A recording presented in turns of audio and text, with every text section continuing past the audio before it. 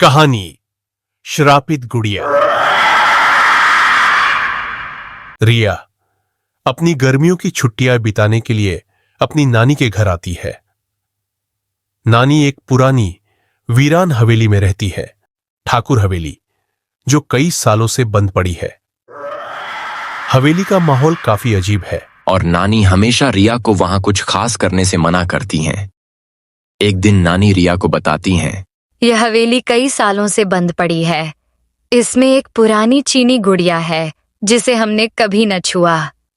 वह एक श्रापित गुड़िया है। अगर तुमने उसे छुआ तो कुछ बहुत बुरा हो सकता। रिया नानी की बातों को मजाक समझती है और यह सोचती है कि यह बस एक कहानी है, लेकिन वह अपनी जिज्ञासा को दबा नहीं पाती। एक दिन रिया नानी से छुपकर हवेली के ऊपर वाले कमरे में जाती है, जहां पुराना सामान पड़ा हुआ है। वहां उसे एक पुरानी चीनी गुड़िया दिखती है जो शीशे के बॉक्स में रखी होती है। फिर रिया गुड़िया के पास जाती है।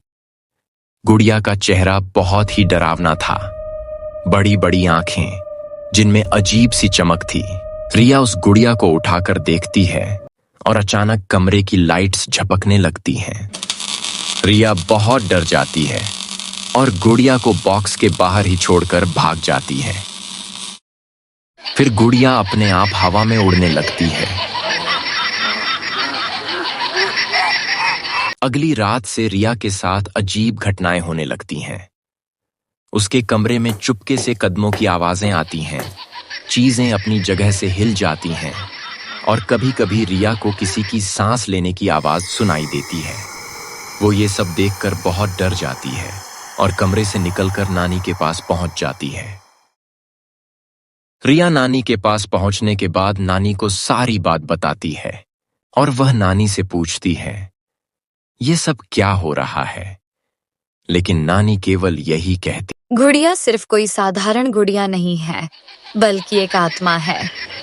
रिया को महसूस होता है कि मैंने गुड़िया को बाहर निकालकर बहुत बड़ी गलती कर दी है। अब नानी रिया को वापस उस कमरे में लेकर जाती है।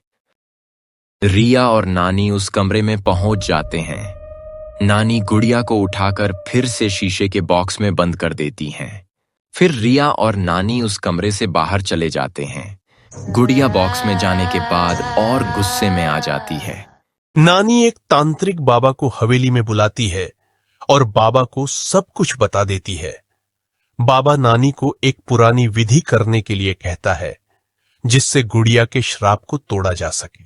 जैसे ही पूजा शुरू होती है, हवेली में तूफान आ जाता है और गुड़िया चीखते हुए रिया के पास दौड़ते हुए आती है। रिया की आंखों में उस गुड़िया की छाया दिखने लगती है। बाबा ने मंत्र पढ़ते हुए झट से गुड़िया को पकड़ा और शीशे की बोतल में बंद कर दिया। एक जोर से चीख की आवाज आई और हवेली में सब कुछ शांत हो गया। फिर तांत्रिक बाबा उस बोतल को लेकर नानी और रिया को कहता है, मैं इस बोतल को आपकी हवेली से बहुत दूर ले जाकर शमशान में दफना दूंगा।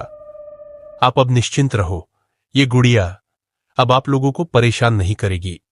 फिर तांत्रिक वहां से चला जाता है। अब रिया और नानी बहुत खुश हो जाते हैं।